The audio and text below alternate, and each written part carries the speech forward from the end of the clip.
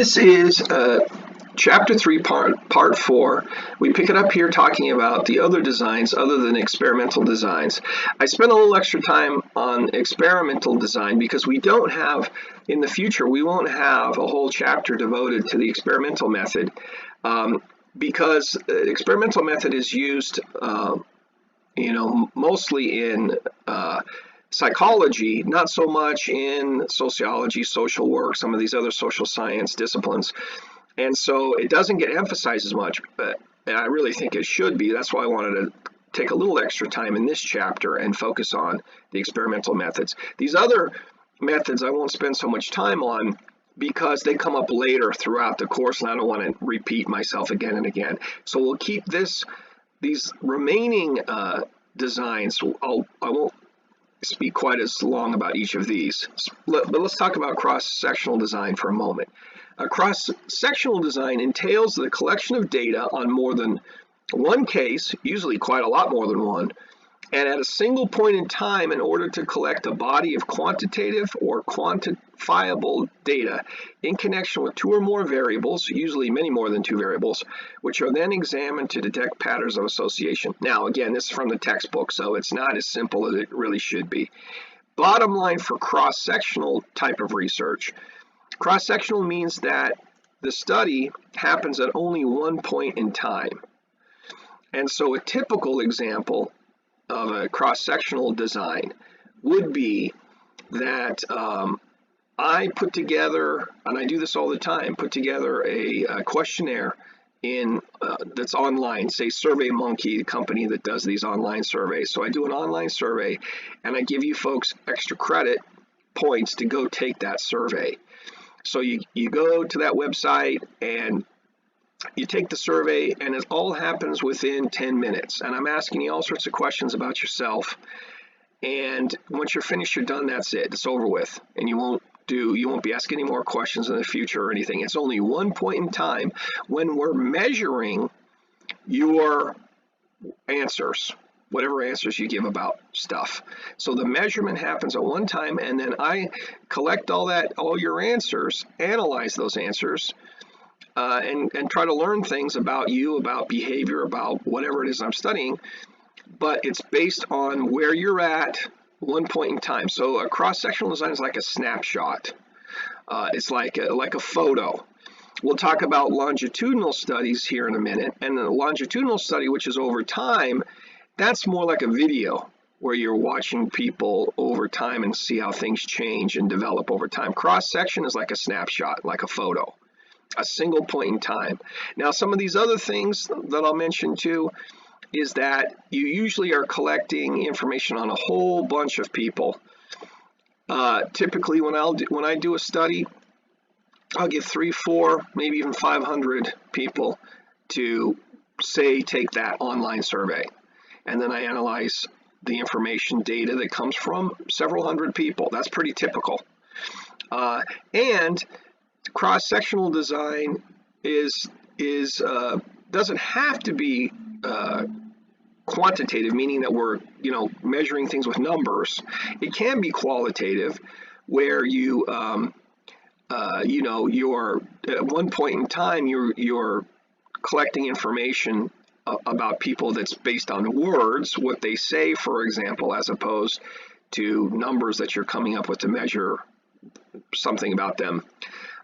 So it can, but the tendency, the thinking usually with cross-sectional designs, most of the time it's quantitative, because people who take a qualitative approach and focus a lot on what people say and interviews and conversations, well, those are usually done over a period of time. Although you can have a single interview.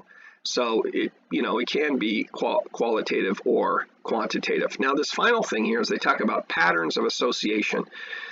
That's why you're required as a criminology major, or just about any social science major, social work major, is you're required to take a course in statistics, because statistics is the mathematical tool that we use to look to see if things are connected, to look to see if the answers are connected. So if I think that if my hypothesis is that people who use recreational drugs are more often involved in crime, and I ask you how frequent is your drug use, then I can look at your answers and correlate those mathematically with the number of times that you are involved in crime. So it could be, for example, with drugs, how many times have you used illegal drugs in the past year?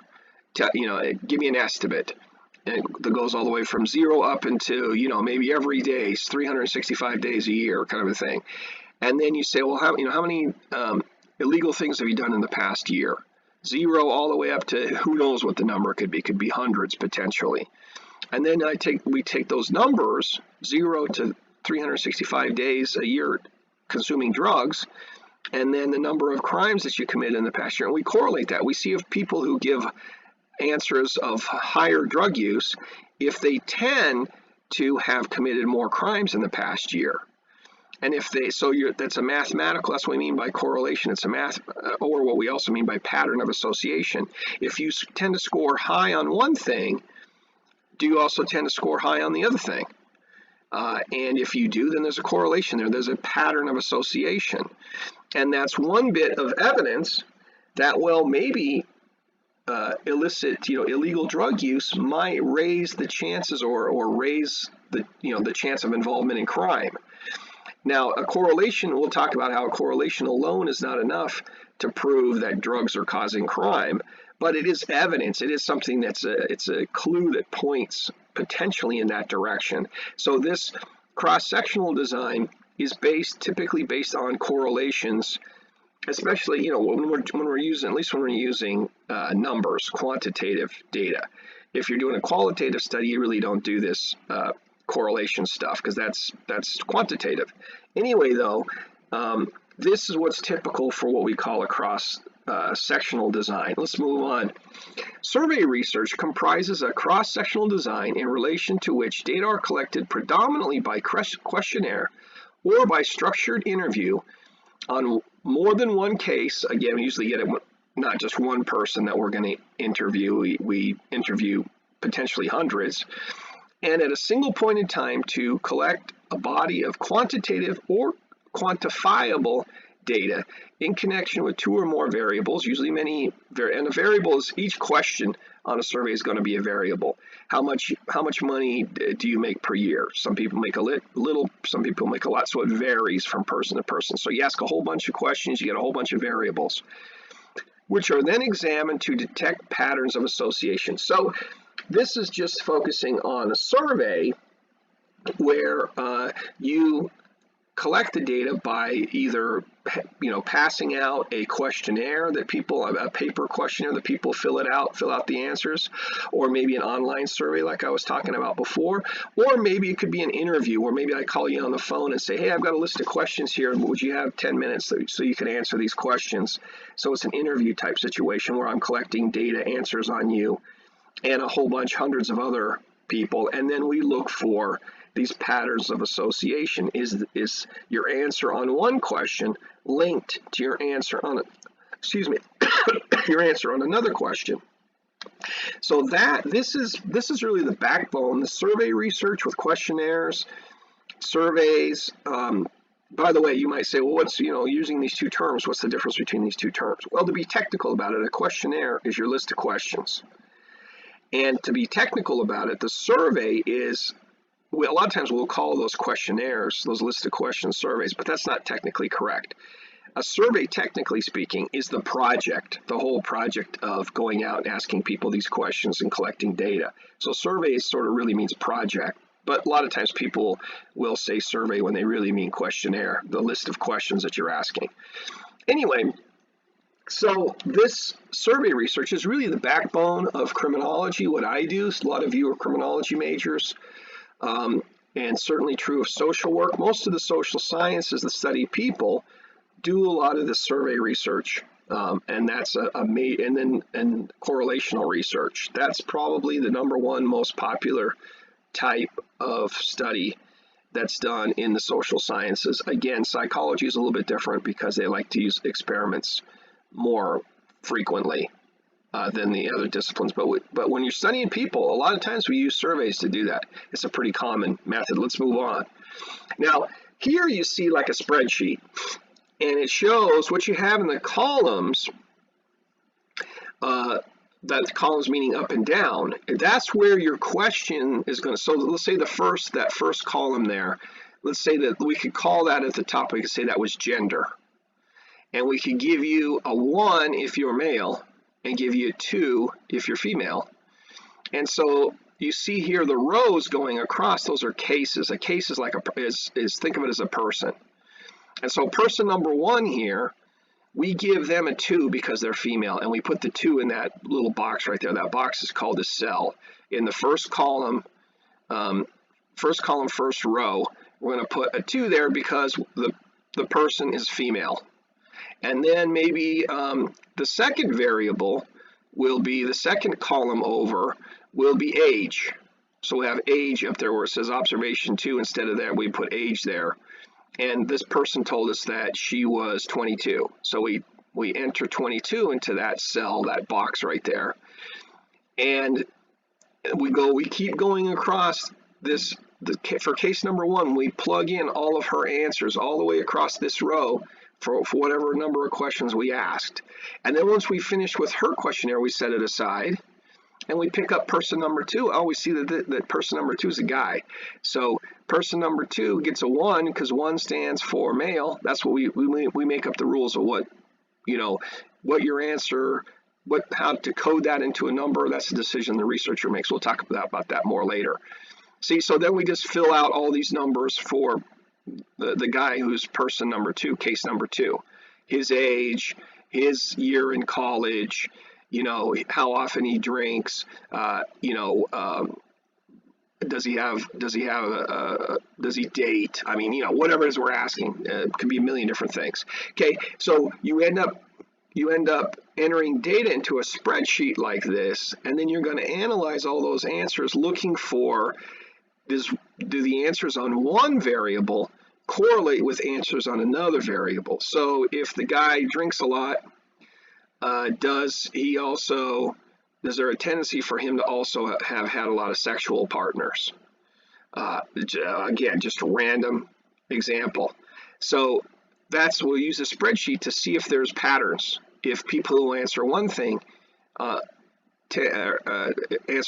one question tend to answer something on another question, where you can see patterns. That's what this cross-sectional design is all about.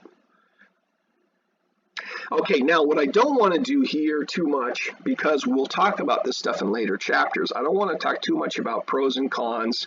They talk about a lot of stuff. I'm not going to go through all these points on this page. Take a look at this, but I don't want to stress this for now because it's a little too much in the weeds, and I don't want to repeat myself later on down the road. Let's just say that when we're talking about, let's talk for a moment some big pros and cons of cross-sectional research. What's good about cross-sectional research is that just one point in time, it's real convenient, doesn't take a lot of time, it's not time consuming. I can have you folks, for example, go online to a website, complete a survey in like 10 minutes, and I can get hundreds of people to do that without too much trouble.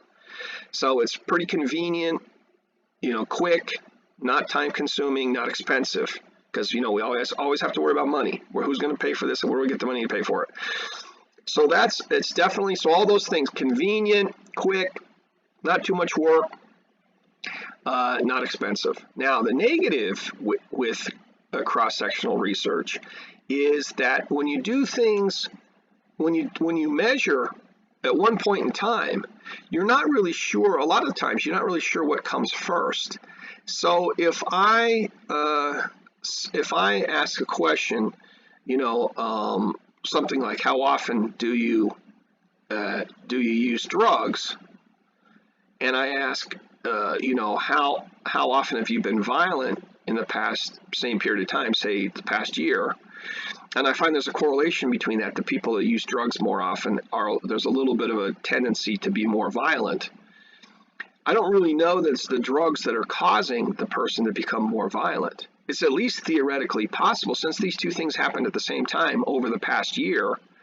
It's possible that people who were violent could, because they're violent, turn to drugs or something.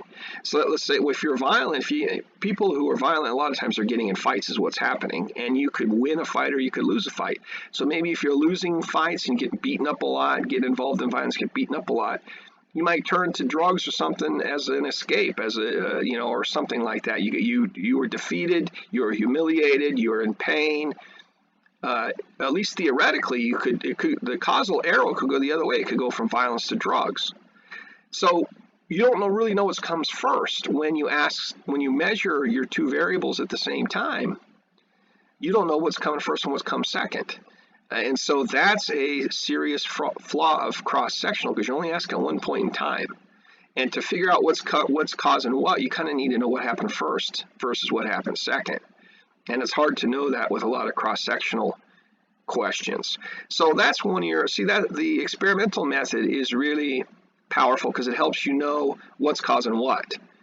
And with a cross-sectional design, it's much harder to know what's causing what. When you're just using correlations, this person attends religious services often, and they don't use drugs. So maybe the church attendance is helping them stay away from drugs or something like that. It's reducing that. But again, you don't really know what's causing what. The two are linked. There's a correlation there, but why that is not perfectly clear with this cross-sectional research. So let me tell you, as sort of a bottom line here, this is a major problem with a lot of what you study in criminology, social work, sociology. A major problem is that most of our research is cross-sectional like this. And so we can find that things are connected. That drugs and crime, for example, are connected, but we don't know what's causing what. That's much harder to say with the type of research we do. That's an advantage of experimental research, is that you tend to be able to do a better job of figuring out what is causing what comes first, what comes second. That's again, just to repeat myself, experiments good for knowing cause and effect. Cross-sectional research not good for knowing cause and effect, but good for convenient, for quick, easy, inexpensive, and you can get large numbers of people.